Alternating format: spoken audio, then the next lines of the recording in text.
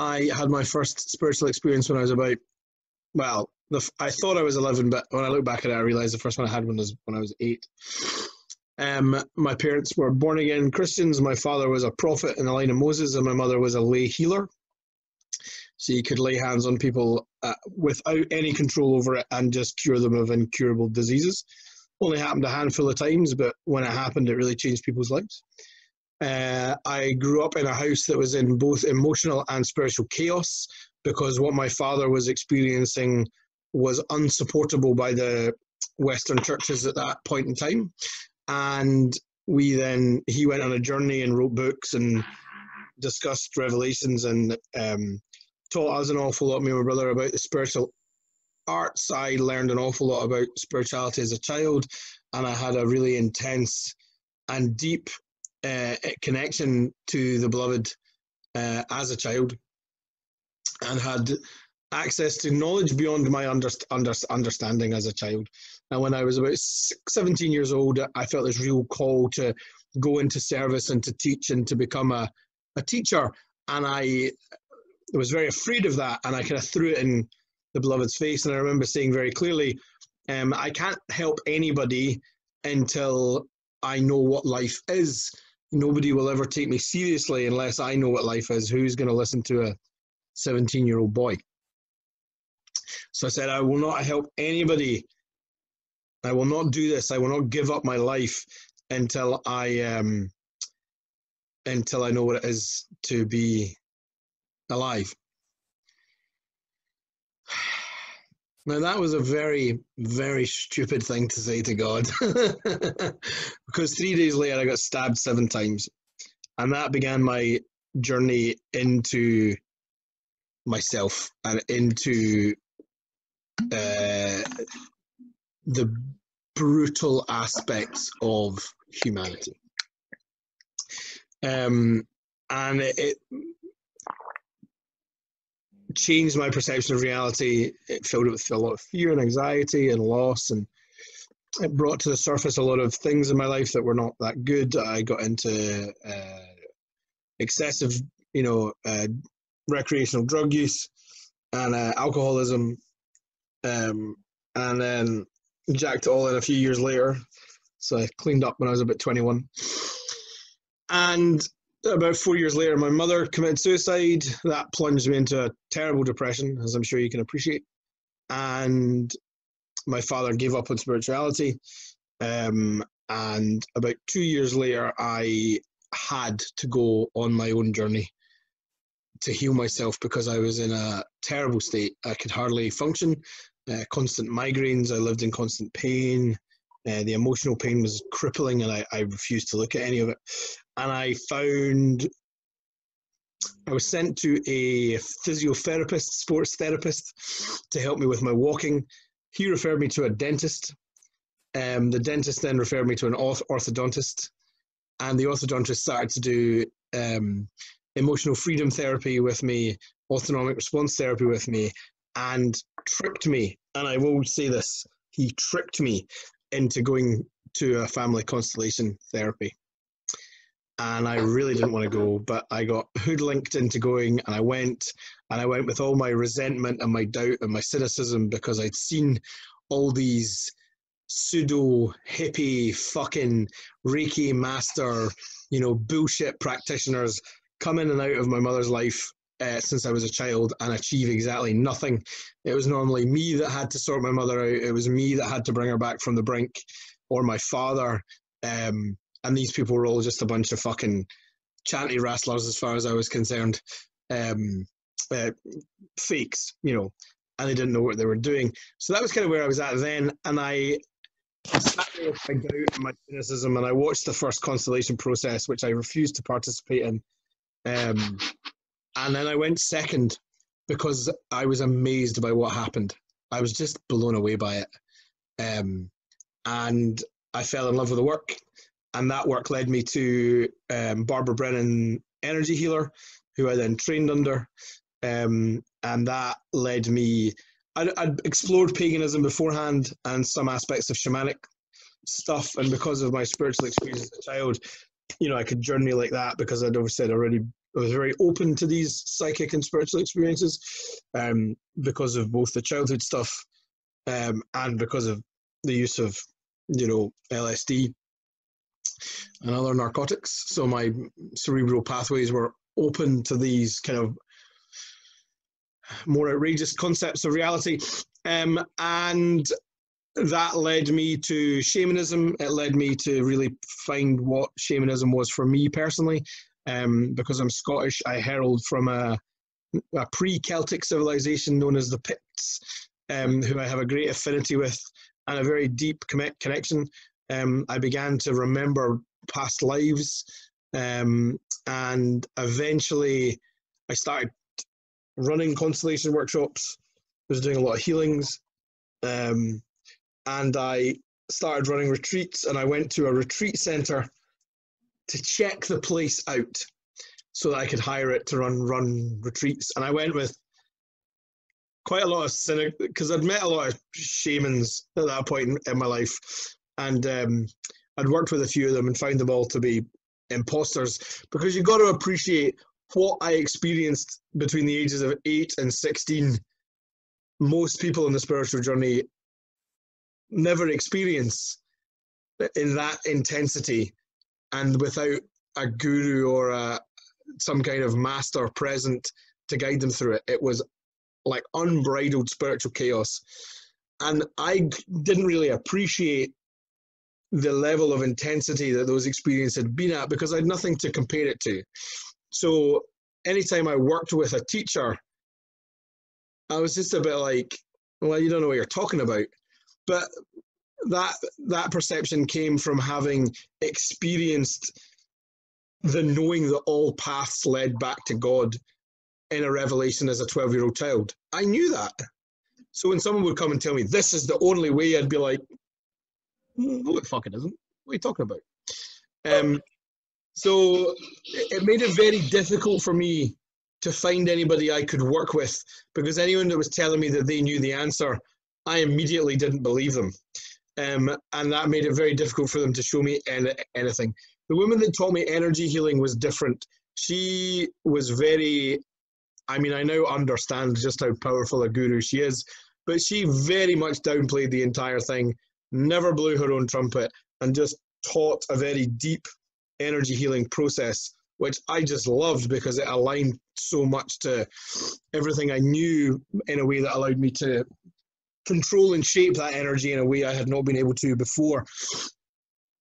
Anyway, that led me to a place called Lemdrick Lodge, and I went there to check the place out. I thought I'll go and do their introduction to shamanism course, not because I need an introduction to these things, because by that point in time I was holding ceremonies and doing soul retrievals and extractions, and because they have different names under the Christian modality, but they are basically the same thing.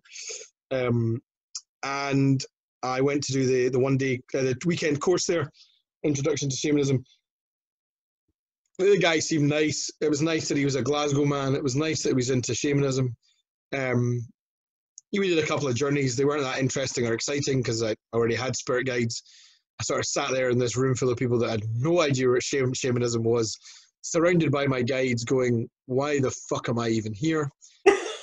On the Saturday night, he said, we're going to watch a film now, which is a film that I have made about my journey.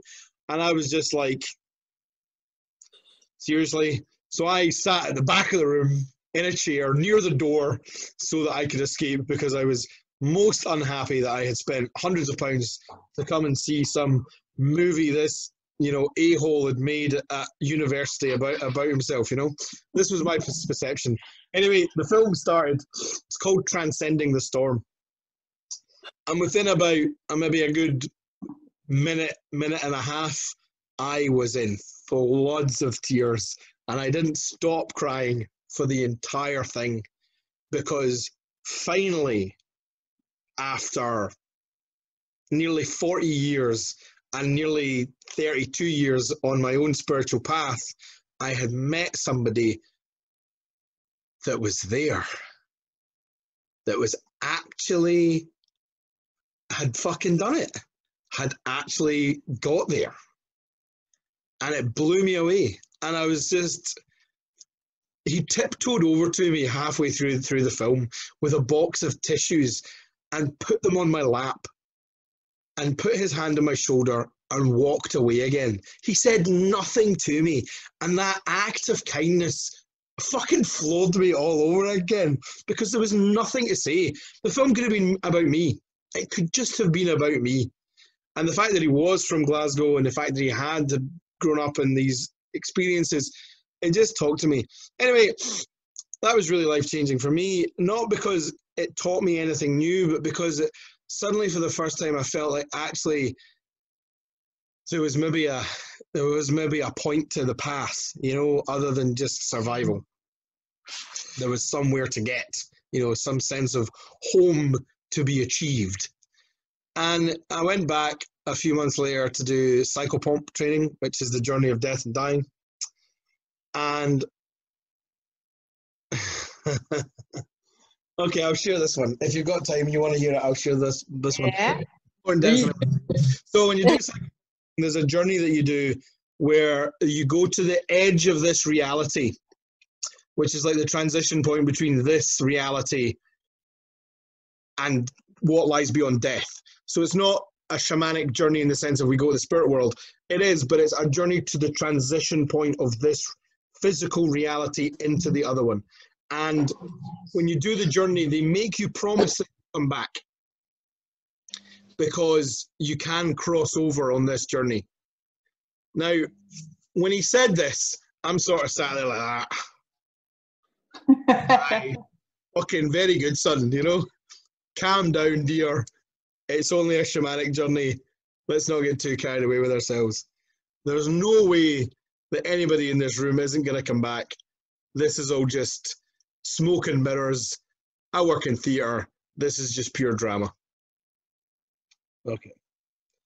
We start this journey, and I end up stood on the edge of this infinitely long cliff face, grey rock cliff face, infinitely long, stretched to both horizons. And beyond it is just the infinite dimensions of time and space, stars and planets and swirling light and color, and just like, some real Marvel special effects type shit, And I'm stood there on the very edge of this cliff looking at this single star, which I know to be my mother. I absolutely know it to be my mother. And stood on that cliff, I felt no separation from her in a way I had never experienced before. There was no separation. There was just me and her and all endless time. And I had no need of anything else. And I decided I was not coming back.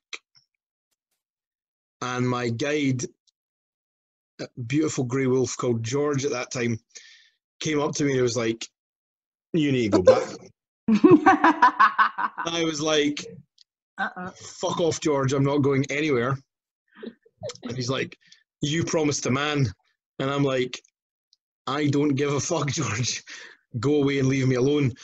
And as I was saying this to him, I got a sense that I was standing on a pebble and not a cliff. And all there was just me, this pebble, and infinite time and space. And I could feel my connection to reality disappearing, completely disappearing, without any fear. And George then shouted at me again, and the cliff reappeared. And I suddenly became aware of a figure standing on the cliff about 20 feet, 10 meters to my left. And I kind of looked out the corner of my eye and realized that it was my father. And in that moment, I knew that he had been stood there on the transition point between life and death since he'd helped my mother die. And that he had not moved since that moment. Because just like me, he was totally enraptured by his love for her.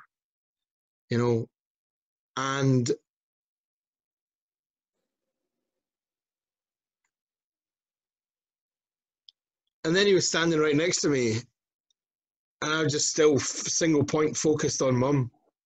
this star that was my mother. And then he turned around and he just said to me, come on.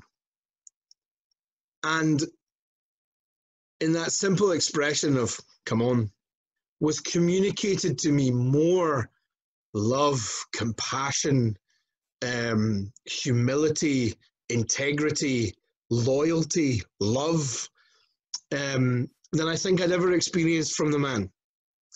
Because I knew he was prepared, the essence of him was prepared to give up on his single-pointed focus of his love for my mother to make sure I got back to this life, which was quite an experience to have. Anyway, the next day at that workshop, Stephen Mulheron, the teacher, started talking about his teacher, a woman called Peggy Dillon. And he told a story of meditating with her one day. They were going up the mountain to meditate. And he forgot the drinks. So he went back to get the energy drink, fruit drinks. And as he came back to the place they were meditating, he perceived her to be shining like pure, like there was no Peggy. There was just this sun radiating brilliant white light. Now, they say that when somebody is in a truly transcendent state, Buddha could shine like with the brilliance of 1,000 suns, okay, or 100,000 suns, whatever it is. And as a child, I knew that if Jesus and the prophets and Krishna and all these people were capable of doing and having and being these incredibly powerful spiritual beings, then I knew that they were all just people. So I knew that it was possible for a human being to attain this state of spiritual power. Okay? I knew it. Had to be the case. Everything I had experienced led me to believe this. My father believed it. This just had to be the case. And here was the first man I had ever met who kind of seemed to have a bit of this, or had at least got somewhere positive through this horrible journey of spiritual growth, talking about his teacher who was literally an illuminated being. And I thought to myself, if that is true, then I have to meet this woman so that I can experience her transmission, her presence, so that I know what it is it's meant to feel like to be that kind of person. So, and I know I have this ability because I learned a lot of things in my life by just being in the company of people that could do them, and you pick it up without ever being taught. You can just do it after spending long enough time in the presence of any master of anything. And I learned to sound engineer that way, and I learned carpentry that way, and I learned lots of other things, not by learning, but by absorbing that experiential quality. So I then I decided I would go to her course, or one of her courses, and I went on the condition that they gave me enough bursary, because I was just going part-time at the time, and I had a young family, and so I applied for the bursary. They do bursaries there, and I thought, if they give me the full bursary, I'll go, and if they don't, I'm not going. So I got the full bursary, which was about 400 quid, and I went to the course, and we had an opening circle, and I'd been doing a lot of breathwork practices and a lot of this and a lot of that, and so I was very focused on knowing myself in the present, of being fully present. This was my focus at that point in my life. And I sat in the opening circle and shared this, and then I sat with my eyes closed, listening to everybody else talk, because I understood then, as I understood now, that in those kind of circles, when somebody is talking, they are talking from an aspect of you, of the self, that there's always something within what is being said by everybody that is an expression of your own heart, okay? Or this is what I believed. And as I sat there sharing, I had my eyes closed. And when I close my eyes, I tend to have this, it's like, you know, like old TV static. Everything is quite fuzzy when I close my eyes. It's not dark, it's moving. It's this kind of almost like whispering smoke everywhere, but it's formless. It has no form. And I'm sitting with my eyes closed and I'm listening to the voice of, you know, God talking. And I bring my physical focus to where Peggy is sitting. Now, my experience of her thus far was just that she was a nice old lady. There was no, you know, I didn't see her illuminating or anything else. But I had my eyes closed and I was aware of the spiritual vortex, if you like, of just constantly moving energy. And as I looked around, this energy had formed into lines, like, you know, when you take a sparkler and you spin it through the night sky. And what was sat in my mind's eye, where she was sitting, was this form of Ganesh in this energy, condensed into this energy. And I, as a deeply profound mystic, went, oh, that's cool. Over the course of that week, I had some incredible experience, not just of her, but with myself. And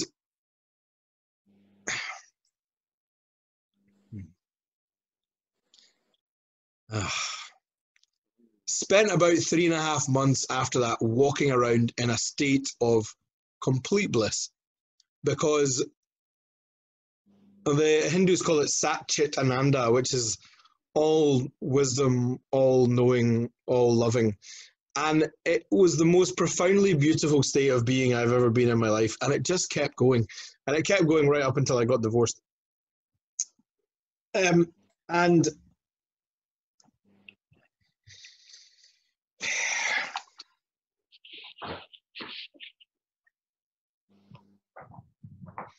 I stopped teaching for about a year because I realized that everything I thought I knew I didn't know. And all the wisdom that I had accrued was pointless, and that I needed to go back to school and learn it all from a different perspective, to dig out the foundations that my life was built on and relay them, because the reason that I couldn't maintain that level of spiritual power, if you like, for want of a better word, it's not the right word, but it's the only one I can think of, was because the foundations of my life were not strong enough to support such a powerful connection to the beloved. So it meant I had to really dig in deep and rip out those foundations and lay new ones. And so since 2017, that is what I've been doing. And about a year ago, when Guy opened his centre, I started teaching again. I started running workshops again. Having spent 2 years training with Stephen and Peggy, and also just really allowing myself to surrender to the experience of being love. And so now when I run workshops and I do teachings, really all I'm trying to do is love everybody and not get in the way of that. You know, of just opening myself up to being the mirror, to be the channel, to be the flute for the transformation of others. Not by doing anything, not by being anything, but just by simply being, and by being present with them and opening